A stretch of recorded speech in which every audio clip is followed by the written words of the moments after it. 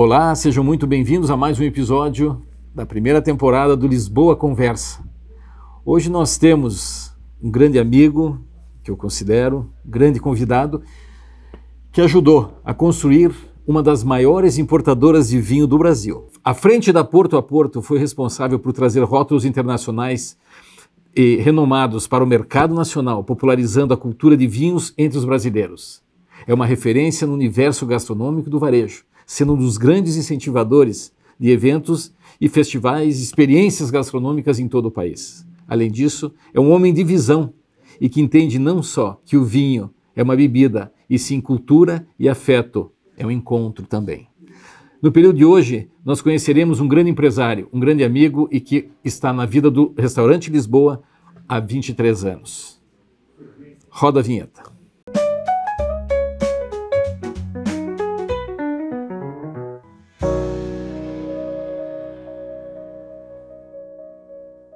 Pedro de Oliveira, seja bem-vindo e obrigado por ter aceito o nosso convite. Boa noite, André. Eu ganhei uma aposta, vou te contar.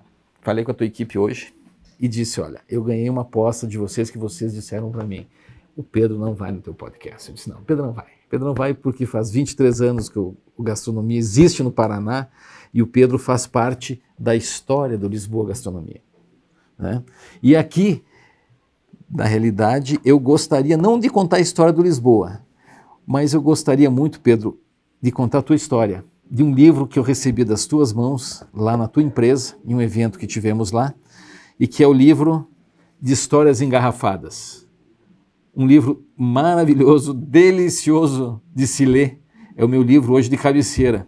É um livro que eu estou lendo com muito gosto e com histórias fantásticas, né? Do Pedro, com a história da família Demeterco, com a história da família Mercadorama. Eu não sou paranaense, eu sou catarinense, mas eu abracei o Paraná e o Paraná me abraçou. Então eu me sinto um paranaense não registrado, mas com muito amor e com muito carinho. E Pedro, eu gostaria que tu contasse para nós esse livro, a tua história aqui, que eu tenho lido muito e tenho até colocado algumas observações, pronto, eu tenho feito algumas observações e o que mais me admirou nisso tudo foi que nesse processo todo, e que eu conhecia lá atrás, né, a família e o trabalho todo, Mercadorama e Demeterco, que eu escutava muito isso, porque meu pai foi do ramo do comércio e ele trabalhou, meu pai foi gerente regional da HM, da Hermes Macedo, velho Hermes Macedo, ele foi hermaciano, e eu admirava tudo muito isso, eu ficava sempre junto com meu pai, na loja lá em Lages, onde eu nasci, lá em Santa Catarina, e meu pai tinha um sonho muito de vir para Curitiba, morar em Curitiba. Então nós vivíamos também em Curitiba, eu fiz o meu cursinho em Curitiba, pronto, mas o Mercadorama foi uma situação que me marcou muito, e uma das situações interessantes que me veio nesse meio do ramo do comércio foi que houve uma história toda que não houve nenhuma desavença, nada, todos seguiram seus caminhos, hoje maravilhoso, Pedro, Fernando, Rui, enfim, todos, né, o seu Pedro Demeterco, até tem uma história que eu gostaria que tu contasse para mim, que ele vendia ovos, né, no início, né, eu vou deixar para ti agora para contar. Mas sabe que o meu bisavô teve seus filhos, né? Teve 2 casais e meu avô também. Meu avô teve 2 casais, meus tios Roberto, Rui, a Bernadette e minha mãe Leonor. E a família é uma família de varejista, né? Nós sempre fomos criados no varejo e sempre uma família apta ao trabalho, né?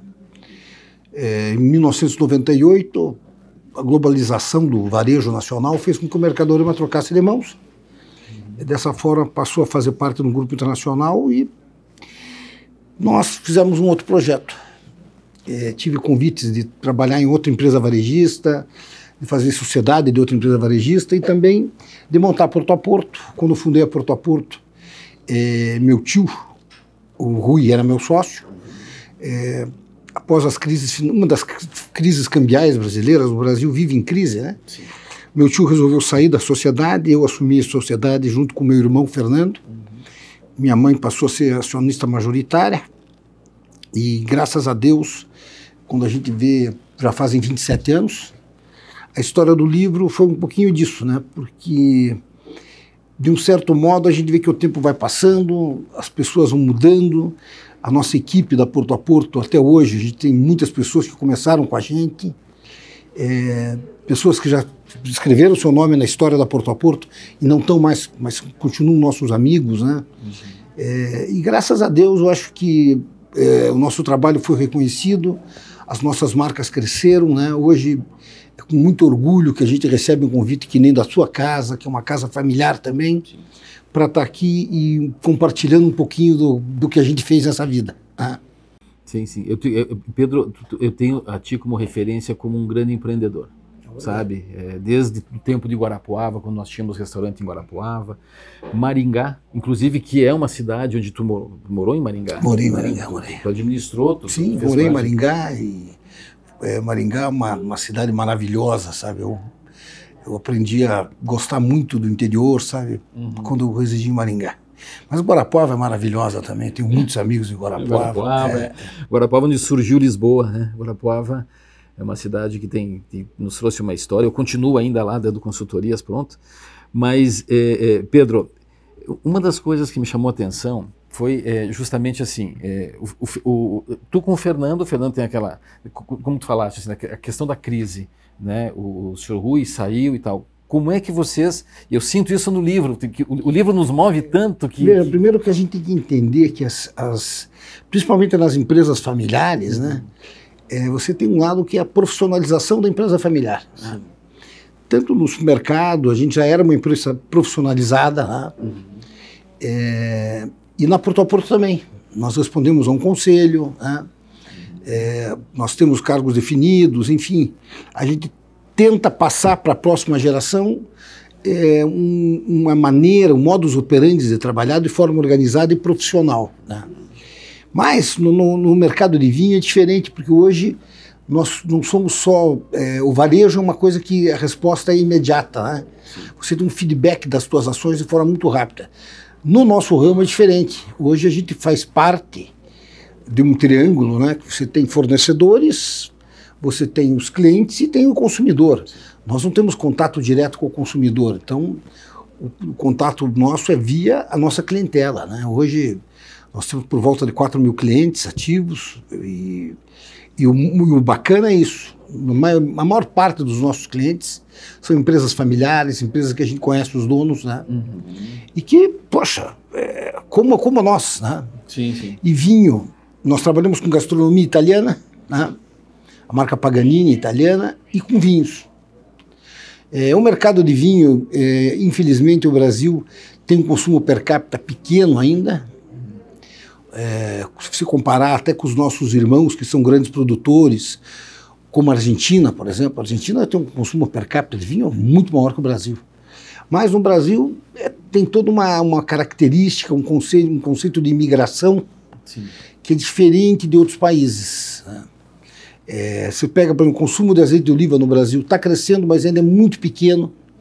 Quando a gente analisa a origem do nosso pessoal, até no sul do Brasil, que a gente tem uma origem mais italiana, os italianos que vieram para cá eram tutti contadini, eram todo mundo da lavoura, estava mais acostumado a tchotchar o pão na banha do que usar azeite de oliva. Né?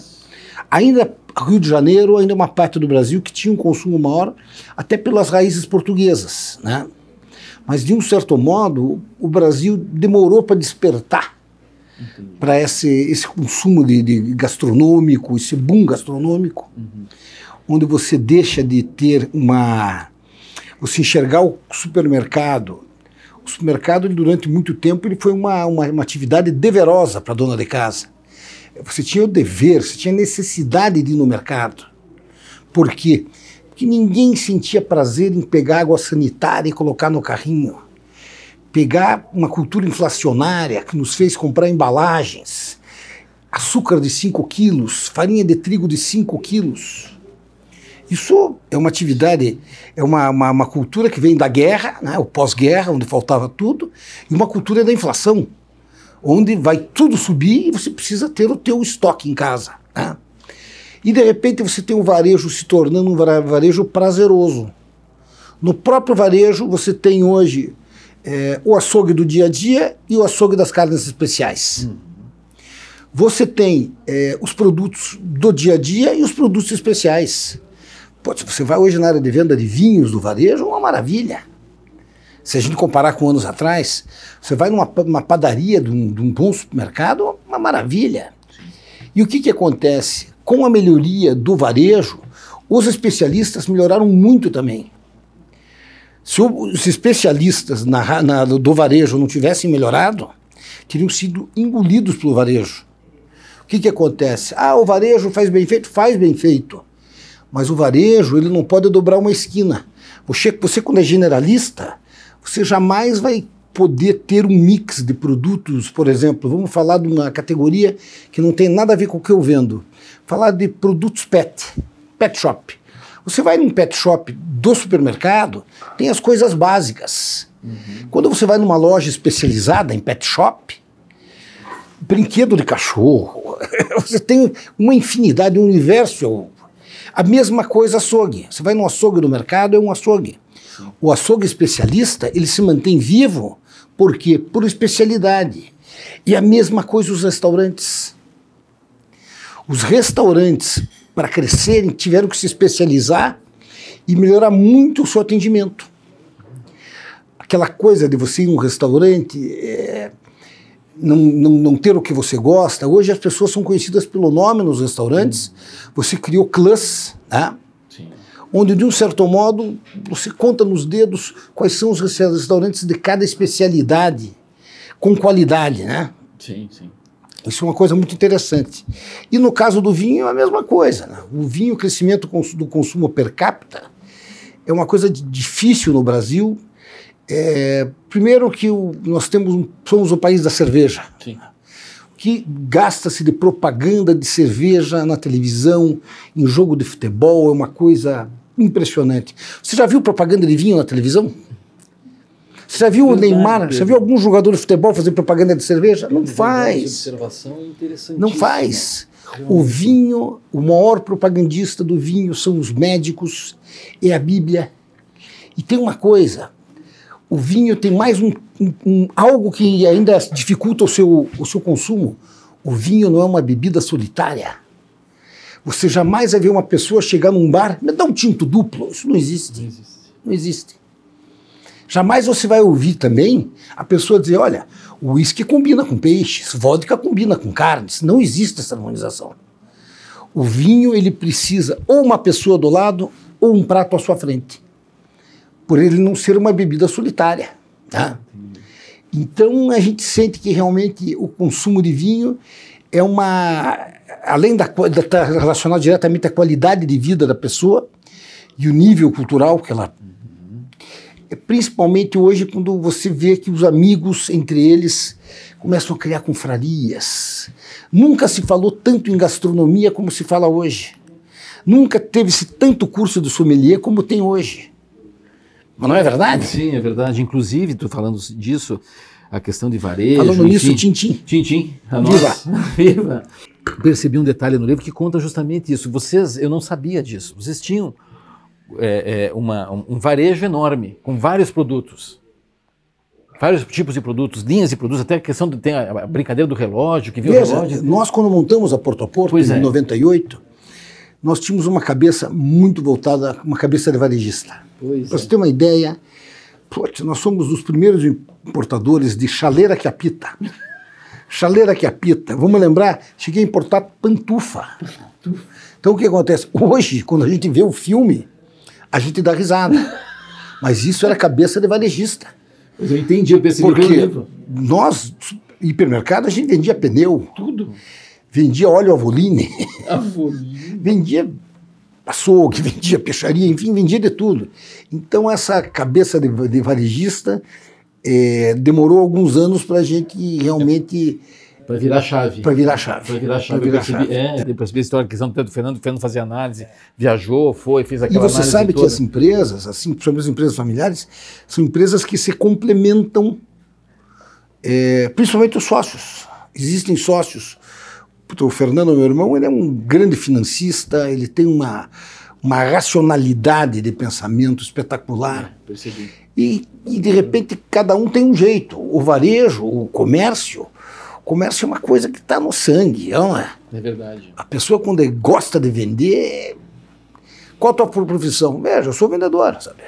Pedro, me diz uma coisa, na realidade o que a gente percebe hoje, tu falou muito da gastronomia, hoje em Curitiba,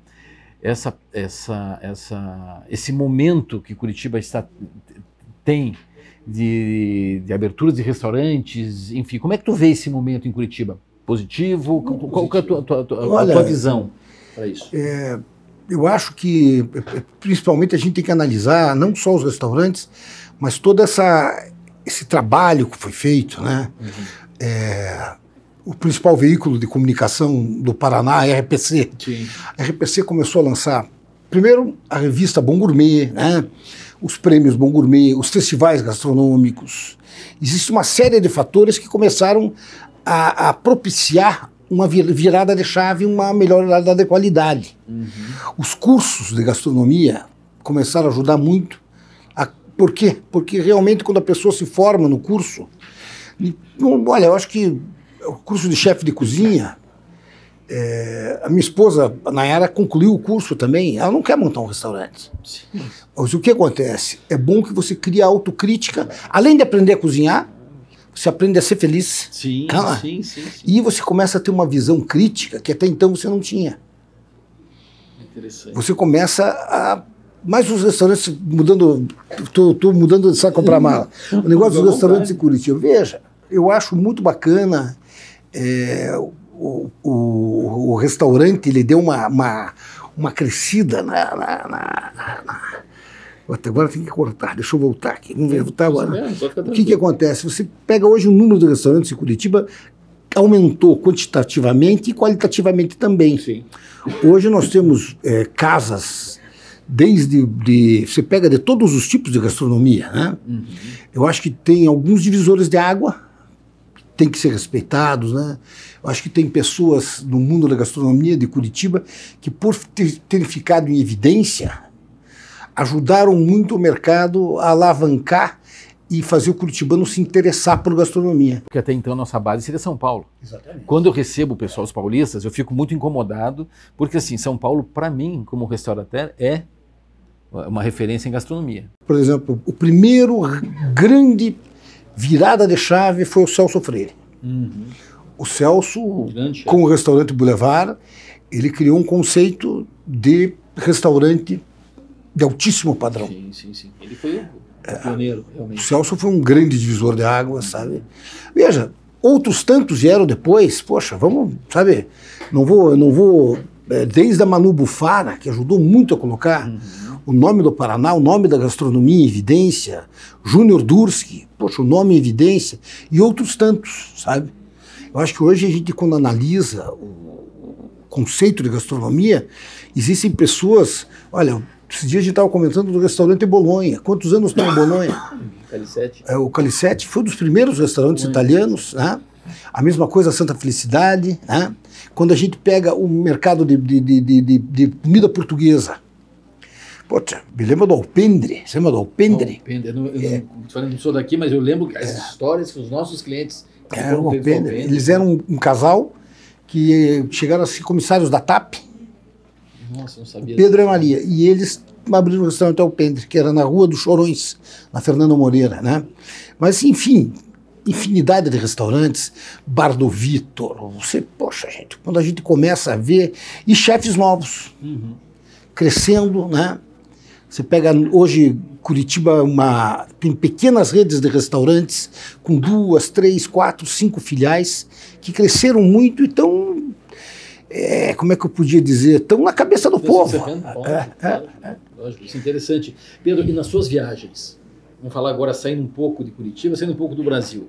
Alguma experiência interessante em recente viagem que possa contar para a gente? Primeiro, curiosidade. Primeiro a gente tem que entender que ninguém trata tão bem a gente como o brasileiro, né?